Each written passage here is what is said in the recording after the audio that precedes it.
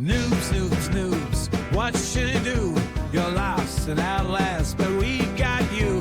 For the noobs is here, we'll guide your way. From gold to gear, help save your day. We got the tips, the tricks, the hacks. From farming loot to watching your back. So hit subscribe and join the crew. An Outlands adventure waits for you. What's up, guys? Welcome back to another episode of For the Noobs. My name's Matt, and I'm going to talk to you today about something I think we all enjoy doing, playing Outlands. I started thinking after the last video I did where it's like, is it worth playing a 25, it's actually almost 27-year-old wizard and warrior game? I started thinking to myself, what other games are really like that? I was reading the comments that were popping up about it's not just nostalgia, it's something that the game has in it. And it's not even that this is even Ultima Online anymore. Now, granted, the framework, I'm a firm believer that it is Ultima. I played it back in the day. Maybe you guys who didn't play it, it's definitely a different version of Ultima. I'm going to dare say a better version of Ultima. But I started thinking to myself, what does this really look like? What other games out there have all of these things? And so I took just a couple of minutes here, and basically I went over to ChatGPT, and I was like, ChatGPT, can you tell me, I need some help finding an MMORPG with all of the following. Open world, classless, skill-based leveling, where you can mix and match your skills to fit your playstyle. Ultima Online, UO Outlands definitely does that. Player housing, a player vendor system. If you guys aren't aware, you can literally have your own vendor in your house or in someone else's establishment, and they can charge you rent, and it's super cool. And they can advertise for you and get people there to buy your wares. It's really neat. PVM and a PvP system that's fair and balanced. I feel like Outlands has done that really well with, like, if you're in the dungeon, a bunch of reds run through and you get murdered, sure, they might take your gear, but, you know, if they happen to get killed in that dungeon, they can't get back into that dungeon for so long, depending on how they get, like, locked out for a certain amount of time, so that's pretty cool. A player crafting system, an open world resource gathering system, the ability to steal from other players, pet taming, pet breeding, monthly events that are for the community, basically. And last but not least, oh yeah, it needs to be free to download and free to play. So let's just see what happens whenever I click this button, see what ChatGPT can give us. Okay, here we go. I haven't prepped anything here. I just typed it all in there. Let's see what it says. It's thinking. It's thinking.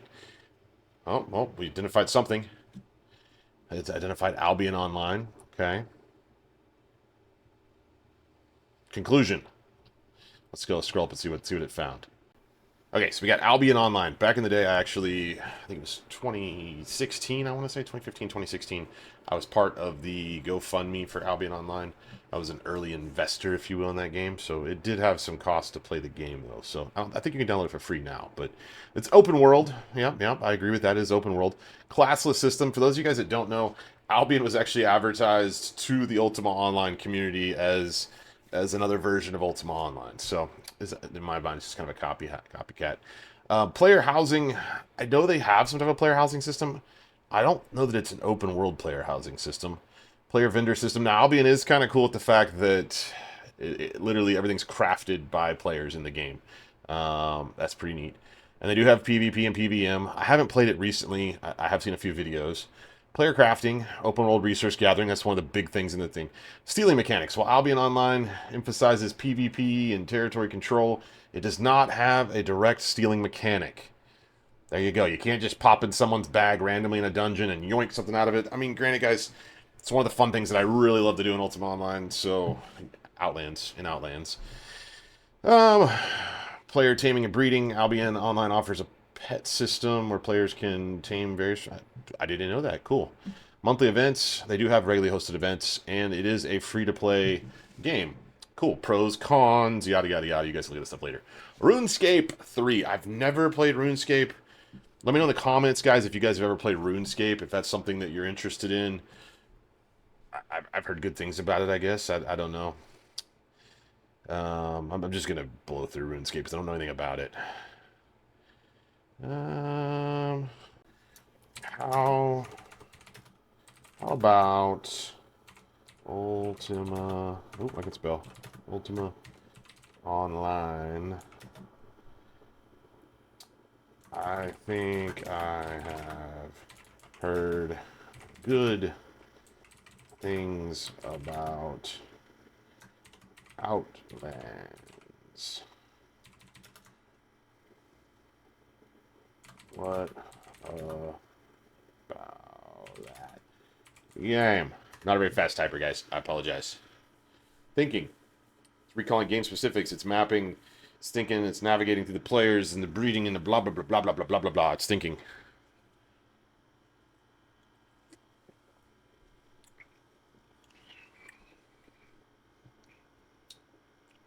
There's a bunch of stuff here. Specifically about Outlands. Okay. Let's see here, guys.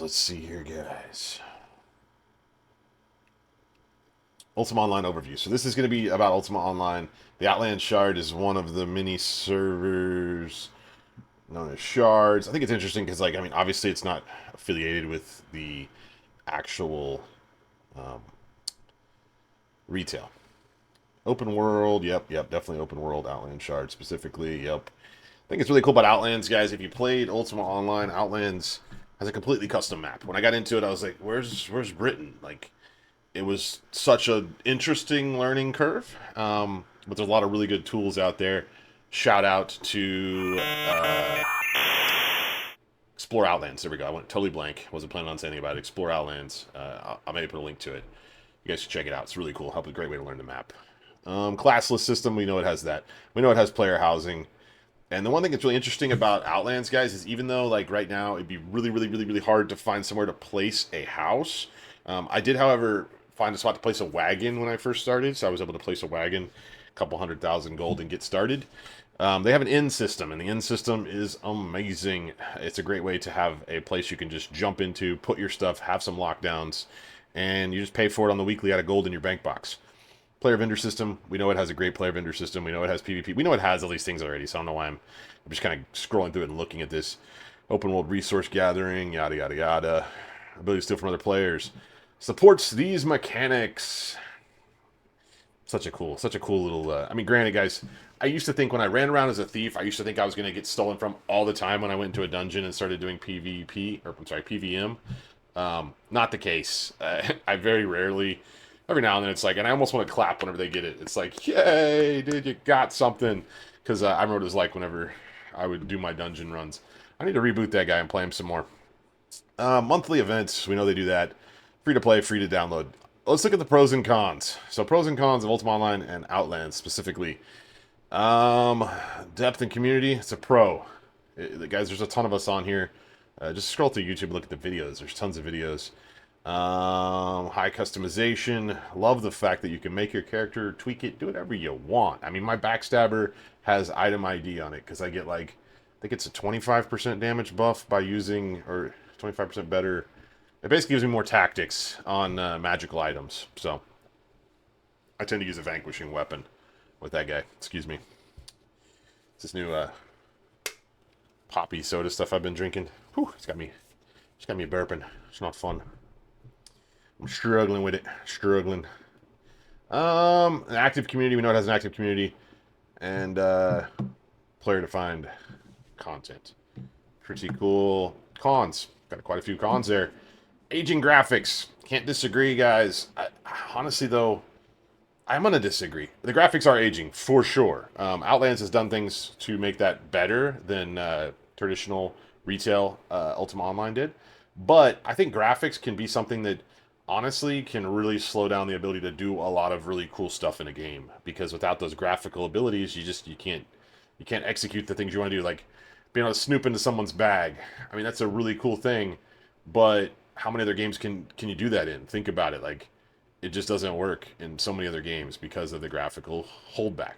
So steep learning curve. Not gonna lie, it is steep, and that's one reason why we're here for the noobs, here to help you. If you guys are new to the channel, hit that sub button. We're currently sitting at, I think, 56 or 57 subs. At 60, guys, check out this video over here.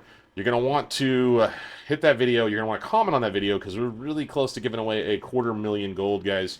I think there's only like maybe 10 or 12 comments in there, so your chances of winning really good. Definitely way better than the casino odds in Outlands. Different shards have unique rules systems. That doesn't matter to me. Subscription cost. Well, some shards may offer free to play.